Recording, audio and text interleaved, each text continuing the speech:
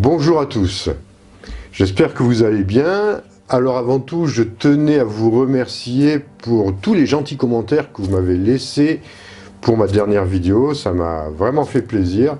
Et je tenais vraiment à vous remercier parce que ça m'encourage dans ce que je fais, dans le travail que je fais, qui n'est simplement transmettre, retransmettre les messages que je reçois.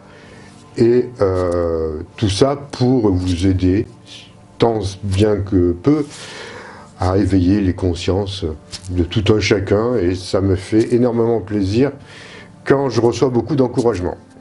Alors, aujourd'hui, je vais répondre à une question qui mérite beaucoup de développement parce que c'est une question qui revient souvent. Alors, c'est plus une question, c'est aussi un état d'être que vous me transmettez régulièrement, qui concerne l'incarnation, vos incarnations actuelles. Souvent, je vous entends, qui me dites oui, moi c'est fini, cette vie actuelle, elle est invivable, je comprends pas pourquoi je suis là. Qu'est-ce que j'ai fait, qu'est-ce qui se passe, je ne supporte pas ce que je vis en ce moment et je ne veux plus jamais revenir sur cette planète, je ne veux plus jamais me réincarner, c'est trop dur, c'est invivable. Alors, je le conçois, je l'entends tout ça.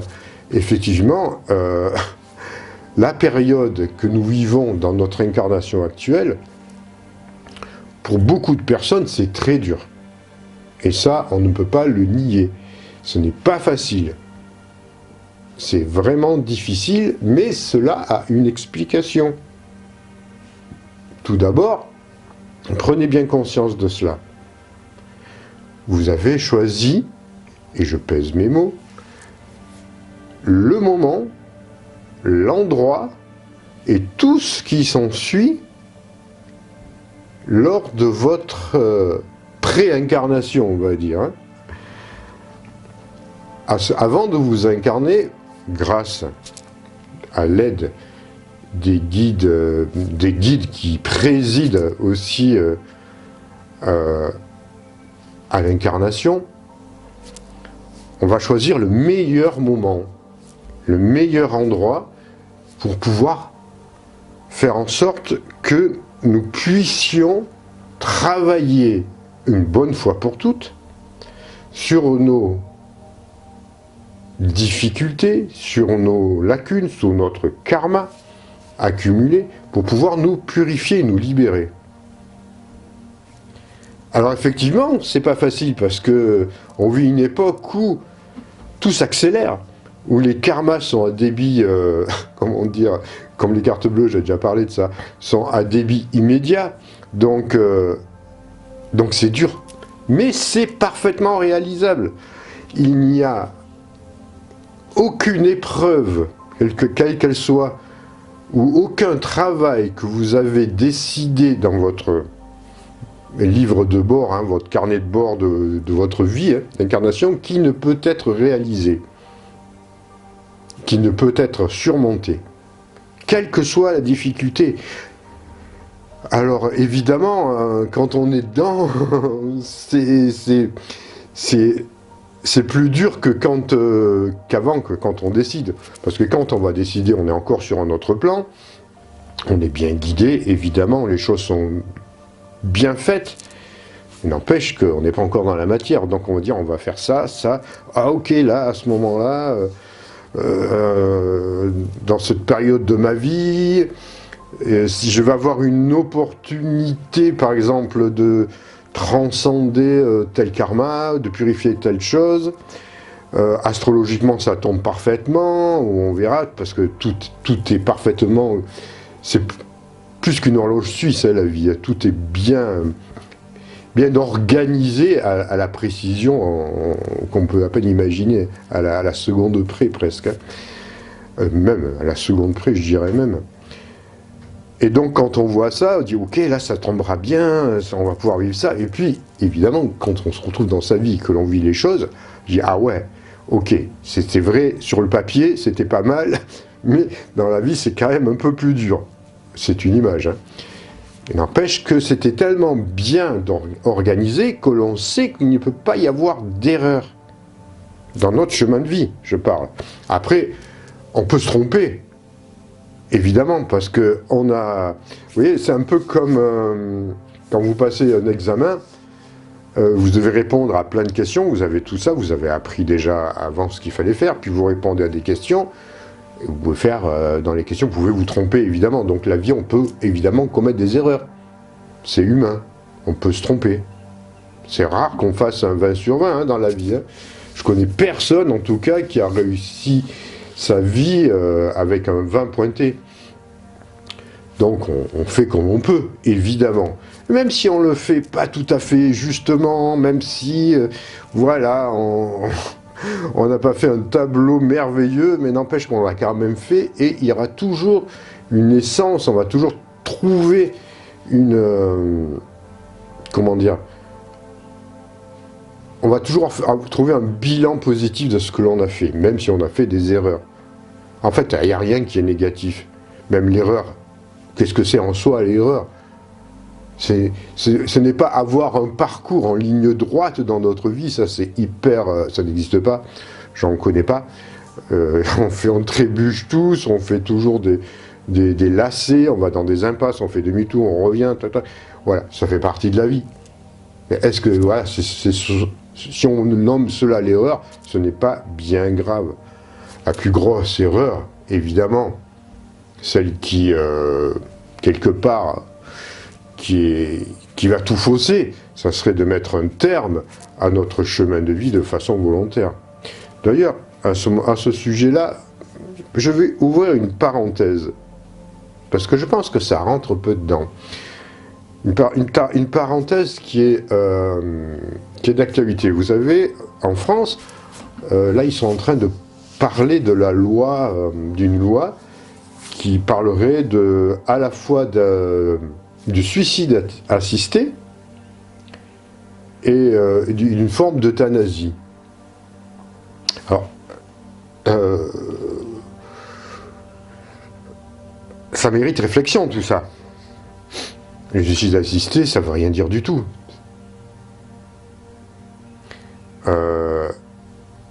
Je peux comprendre. Alors, je vais vous donner mon avis quand même sur ce sujet-là. Déjà, d'où ça vient? Qui c'est qui lance cette idée? Ça existe déjà, je crois, en Belgique ou en Suisse, je ne sais plus où. D'où ça vient? Disons que pour moi, si on remonte un peu aux sources, ça ne vient pas forcément de personnes très bien intentionnées. Et je pense que libérer cette façon d'agir, ça a quelque chose de dramatique, parce que ça voudrait dire, et on la voit déjà, il y a déjà des exemples, de personnes jeunes qui ne supportent pas leur vie, malheureusement, qui font partie de leur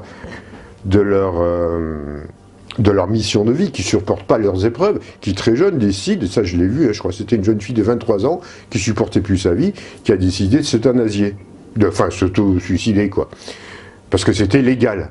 Donc là c'est quelque chose de grave, parce que c'est ni plus ni moins qu'un suicide classique, et légal. Alors là, franchement, moi personnellement, je ne pense pas du tout que ça aille dans un sens lumineux, ceux qui sont en train d'essayer de nous pondre. Par contre, évidemment,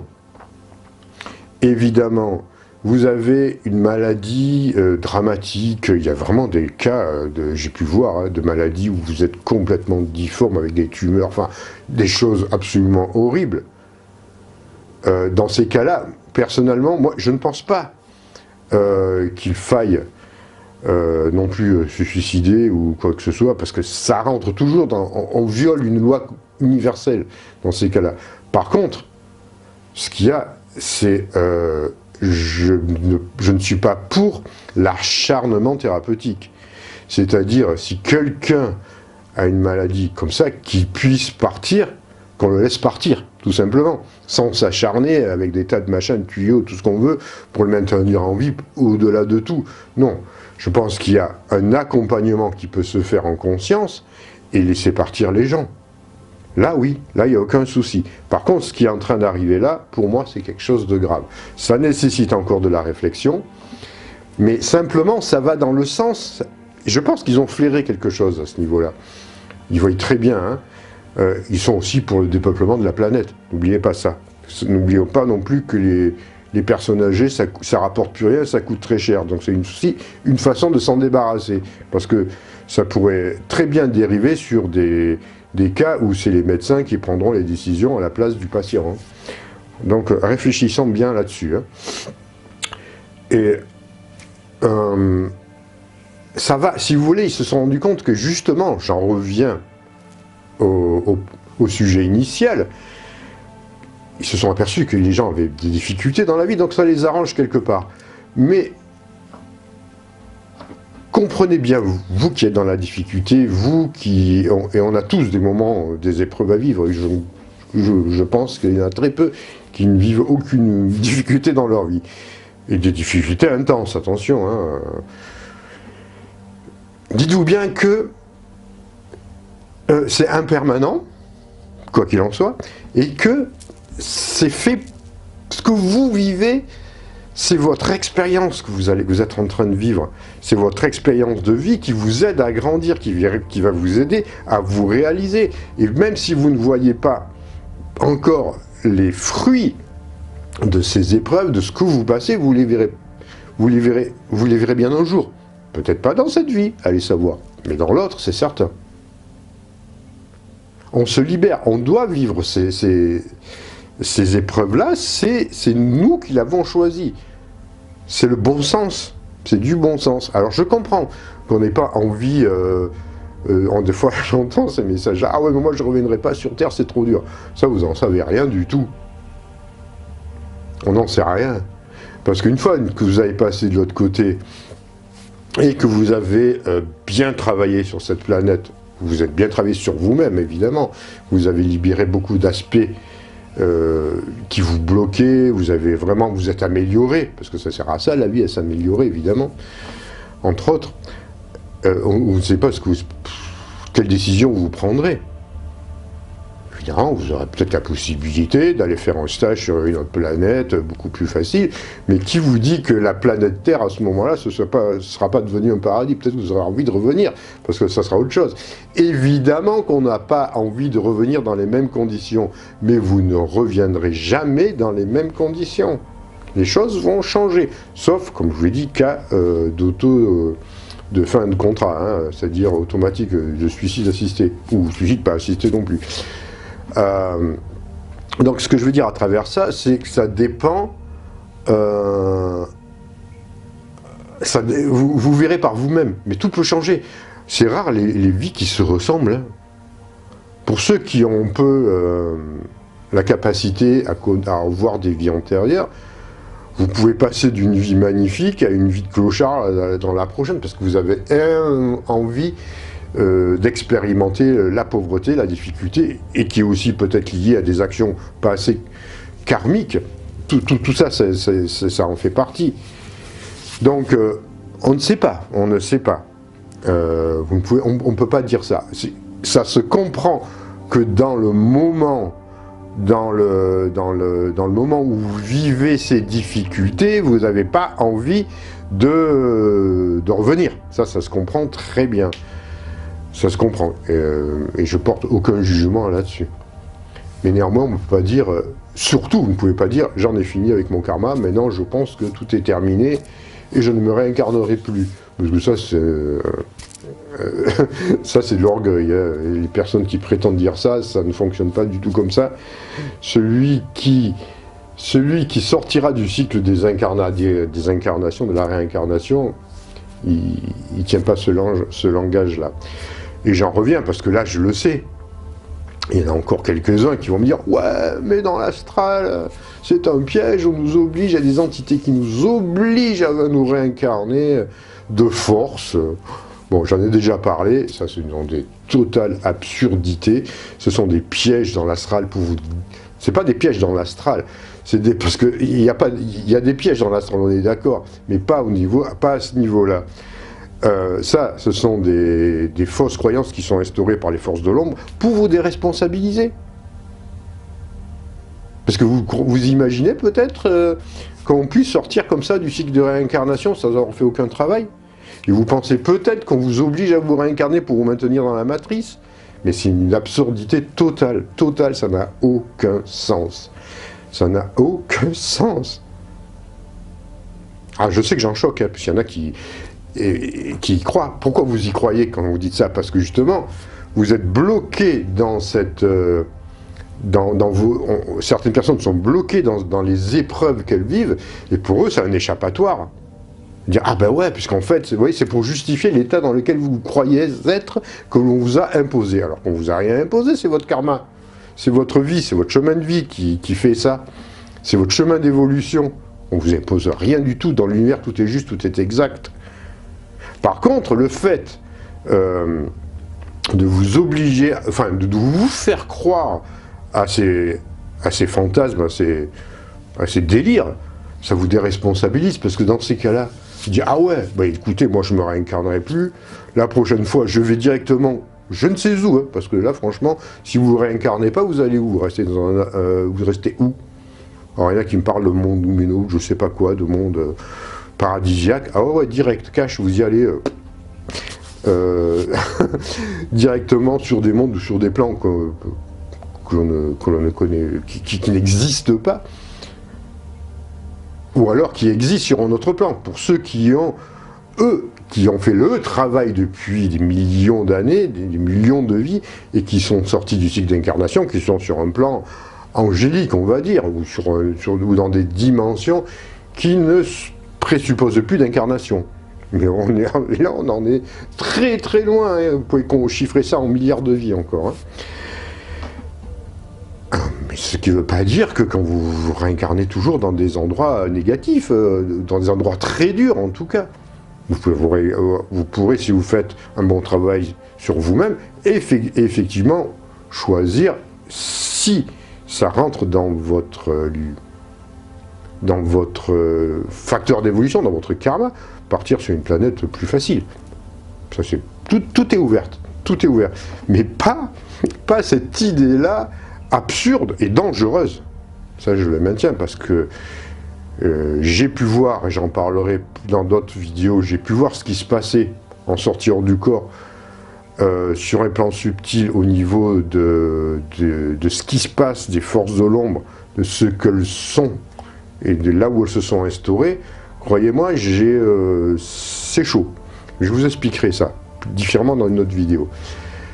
Néanmoins, voilà ce que je voulais vous dire. N'ayez pas peur de la vie, quoi, je veux dire, et n'ayez pas peur de la mort et de ce qui se passe après. Moi, je l'ai vécu en astral plusieurs fois. J'ai vu le tunnel, j'ai accompagné des êtres sur un autre plan, plusieurs fois. Mais c'est que de l'amour, quoi, je veux dire, il n'y a aucun souci. Alors des fois, il y a des petites difficultés, voilà, on peut dire, parce que les personnes sont un peu perdues, ce qu'on appelle des âmes perdues, des choses comme ça, voilà, bon, ça s'arrange, tout ça. Ça, c'est votre niveau de croyance. Mais si vous partez dans l'idée, le jour de votre mort, où vous allez être piégé dans le tunnel par des entités négatives, et vous partez avec une crainte de ce style-là, je vous garantis que vous allez le vivre. Ça ne sera pas la réalité du tout, mais vous allez être projeté dans des zones de l'astral qui vont vous faire vivre ça. Vous allez créer ce fantasme, jusqu'à ce que vous preniez conscience que en fait, c'était pas réel et que tout va se dissoudre. Mais vous pouvez passer par là, c'est complètement fou de passer par là, alors que ça ne passe pas comme ça. Les choses sont bien faites. Il y a des très bons témoignages, regardez certains qui ont fait des NDE, regardez ce qu'ils témoignent. Nicole Drombe, il y en a plein d'autres, c'est de l'amour pur. Je l'ai vécu, et je peux le vivre plus ou moins à volonté, ce genre d'événement. Et je peux vous garantir que que certains vous essayent de vous faire croire, c'est faux. De la même façon que certains veulent vous faire croire que la 5e dimension, c'est un nouveau piège.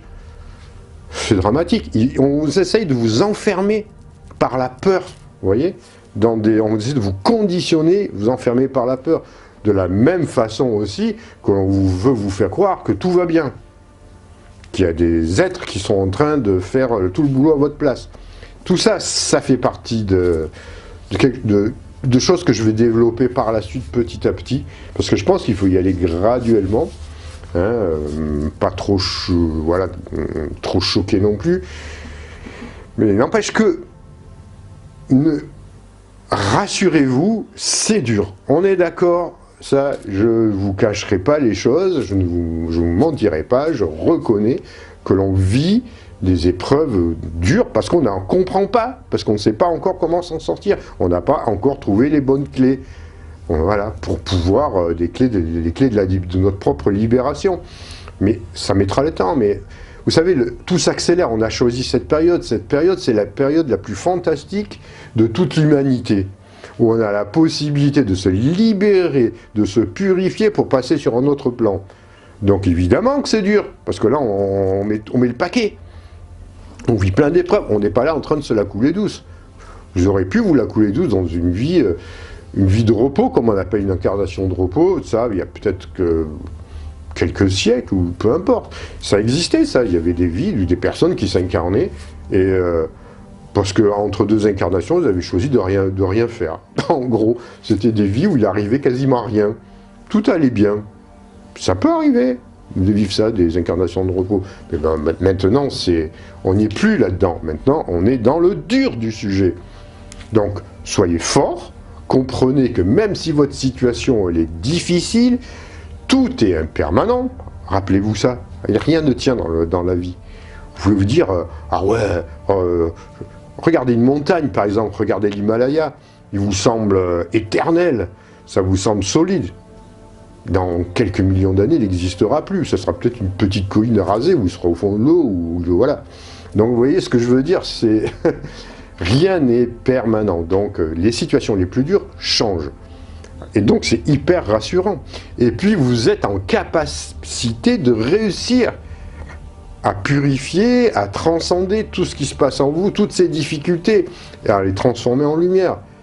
Croyez-moi, tout est fait pour que ça marche. Et vous avez choisi vous-même, parce que rien ne vous a imposé par quelqu'un de supérieur. On vous guide, ça je suis d'accord, mais on ne vous impose rien. C'est vous-même. De votre plein accord. Rassurez-vous, et voyez que c'est quand même quelque chose de plus logique, et de plus rassurant, et de plus positif, que de se dire que l'on... ça nous responsabilise en plus, que nous dire, ah ben non, en fait je suis victime d'entités qui me mettent le nez dans la bouse, quoi, et qui dirigent ma vie jusqu'au point où on m'incarne de force. Non, bah, avouez que c'est ridicule. Ça, c'est déresponsabiliser total. Ça veut dire, c'est pas ma faute, on m'a obligé. Mais bien sûr que non. Bien sûr que non. Par contre, évidemment, on peut nuancer les choses. Si vous faites des actions négatives, pour certains, ceux qui passent des pactes avec des forces sombres, accumulent du karma négatif, évidemment, au moment de leur incarnation, il faudra bien qu'ils nettoient tout ça. Mais on ne les forcera pas non plus. C'est eux-mêmes qui vont reconnaître leurs erreurs et qui vont vivre des choses dramatiques. Enfin, dramatiques, des choses qui seront sûrement des épreuves pour pouvoir nettoyer tout ça. Hein. On ne sait pas sous quelle forme. Mais ça, on en revient à vous-même.